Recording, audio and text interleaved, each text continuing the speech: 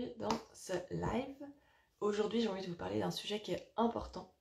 J'ai beaucoup de mes clientes qui me parlent de ça en ce moment, donc je me suis dit que c'était certainement d'actualité pour d'autres d'entre vous et que peut-être que ça pourrait vous aider, les informations que je leur ai transmises à elles. C'est sur la patience. Comment faire quand tu perds patience? Comment être plus patiente avec mes enfants? Je me rends compte que c'est une problématique qui est vraiment d'actualité. Donc si c'est ta problématique aussi, mets-le-moi juste en dessous dans les commentaires qu'effectivement en ce moment c'est plus difficile d'être patiente, ou même à la limite peut-être que c'est quelque chose qui est difficile de manière continue pour toi d'être patiente, parce qu'il n'y a pas de juste, il n'y a pas de faux, il n'y a pas de bien et il n'y a pas de mal. Il y a juste souvent que quand on se sent impatiente avec nos enfants, on va culpabiliser. Et c'est pour ça qu'on a parlé de ça dans l'accompagnement que je fais sur 6 mois, où actuellement on parle de la culpabilité. On arrive aussi sur ce thème de la patience, même si au final, j'en parle avec d'autres de mes clientes et pas forcément uniquement avec celles qui sont là-dedans. Donc, j'ai envie de vous partager quelque chose par rapport à la patience. Quand on perd patience, en général, c'est que notre réservoir n'est pas rempli. Notre réservoir, il n'est pas rempli parce qu'on n'a pas écouté et comblé nos besoins. Notre réservoir, donc on va imaginer qu'on a notre petit réservoir dans notre dos, comme une petite bouteille d'oxygène, qui va se vider au fil des stress. Donc il y a les stresseurs qui vont nous faire diminuer notre bouteille.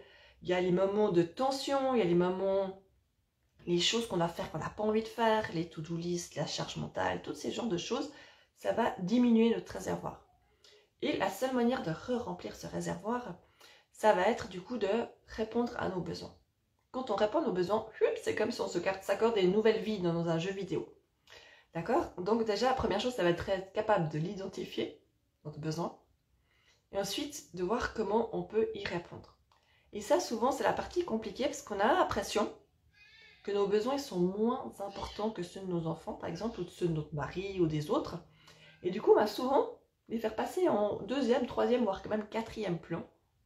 Ce qui fait qu'au final, on ne s'écoute pas et qu'on vit avec ce réservoir qui est rarement rempli, qui est souvent vide, et que on n'est pas la maman qu'on a envie d'être parce qu'on va facilement perdre patience, on va facilement peut-être crier ou avoir des comportements qui sont à l'opposé de ce qu'on souhaite réellement. Et souvent, on va se remettre en question alors qu'au final, on va se juger, se remettre en question, on va plutôt s'auto-flageller avec notre petit fouet, alors qu'on aurait besoin juste de l'inverse, c'est de s'écouter et se faire du bien.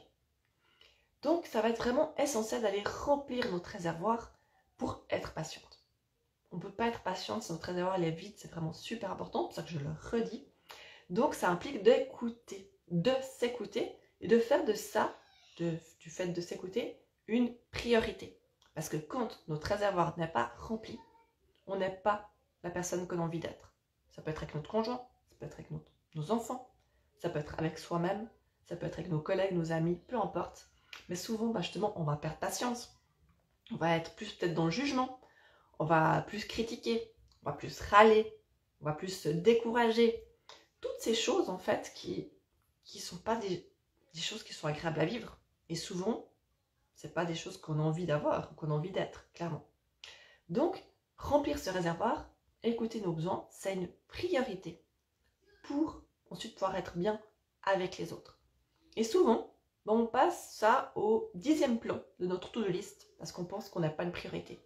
Mais si, s'écouter, c'est une priorité pour être bien avec les autres, pour être la parent qu'on a envie d'être, si je parle de parentalité. Donc c'est essentiel.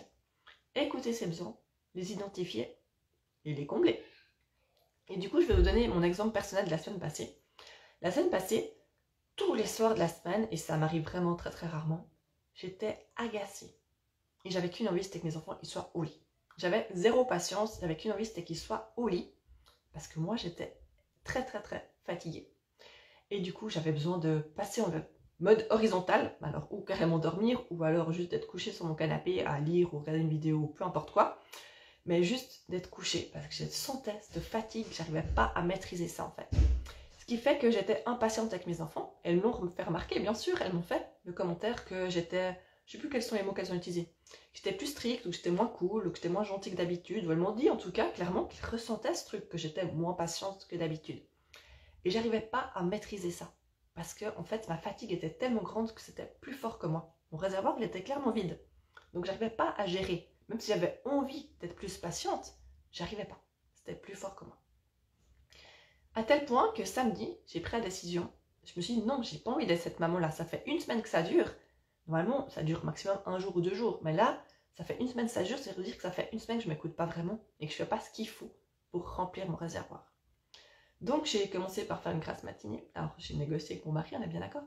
J'ai fait une grasse matinée. Ensuite, j'ai été me recoucher. Parce qu'en plus de ça, l'accumulation de fatigue a fait que j'ai eu très très mal à la tête. Donc, j'ai été me recoucher, j'ai fait une sieste et j'ai décidé que je me levais pas tant que je me sentais pas reposée. Donc, je me suis réveillée plein de fois par le bruit, mais je me suis chaque fois rendormie jusqu'à 2h de l'après-midi.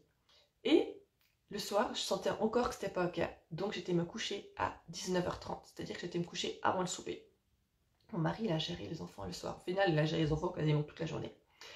Mais dimanche, je me suis réveillée après quasiment 12 heures de sommeil. J'avais mon réservoir qui était plein. Et c'était ok, j'ai pu passer un super dimanche avec mes enfants. Et même hier aussi, aujourd'hui aussi, je sens que mon réservoir il était réellement rempli. Mais comme j'avais pas pris soin de moi avant, ça impliquait de prendre presque une journée complète. Ça m'a impliqué de faire une grasse matinée, de faire une sieste et d'aller me coucher tôt. Et c'est souvent des choses qu'on ne se permet pas en fait. Et je vais vous dire, je voulais pas vous partager ça, parce que j'avais honte de ça. J'avais honte pour plusieurs raisons. Honte parce que, mais comment tu peux avoir besoin d'autant en fait? C'est pas normal d'avoir besoin d'autant de sommeil, d'autant prendre soin de toi. Donc je me suis culpabilisée par rapport à ça, de autant m'écouter. Première chose. Deuxième chose, je me suis culpabilisée d'être autant fatiguée. Parce que ça veut dire que je m'étais vraiment pas écoutée pendant un bon moment pour arriver à ce stade de fatigue. Ça va à l'opposé de tout ce que je transmets tout le temps. Donc je me suis jugée pour ça aussi. Je me suis aussi jugée pour me sentir fatiguée alors que ma vie elle est super cool. Comment tu peux te sentir fatiguée avec la vie que t'as? Donc tout ça pour vous dire qu'il y a plein d'auto-jugements qui vont venir là quand vous allez commencer à vous écouter.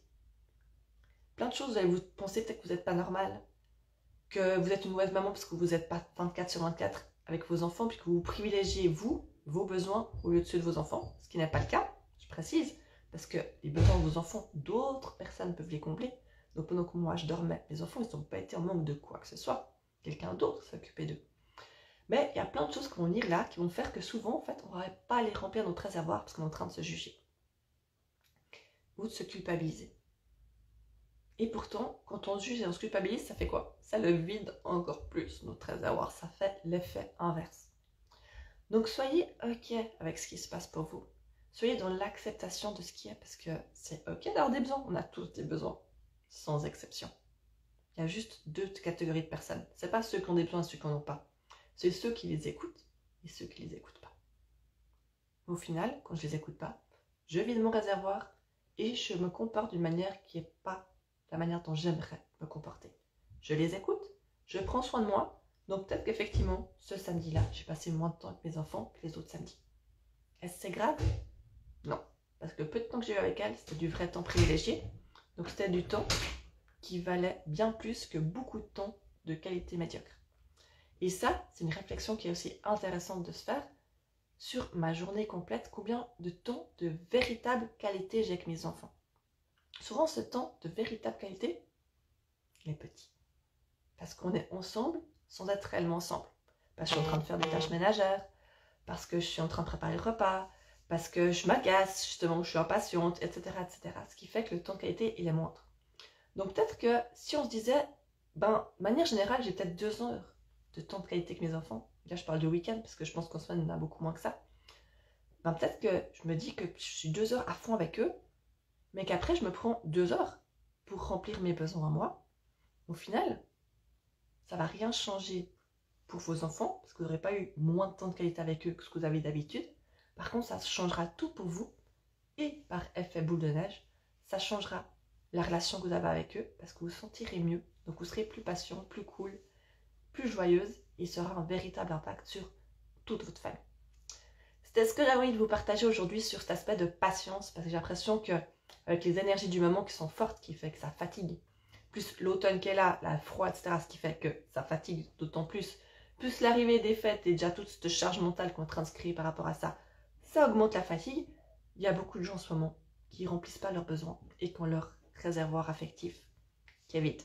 Donc, écoutez bien cette vidéo. Merci d'être dans la lumière, c'est super les filles.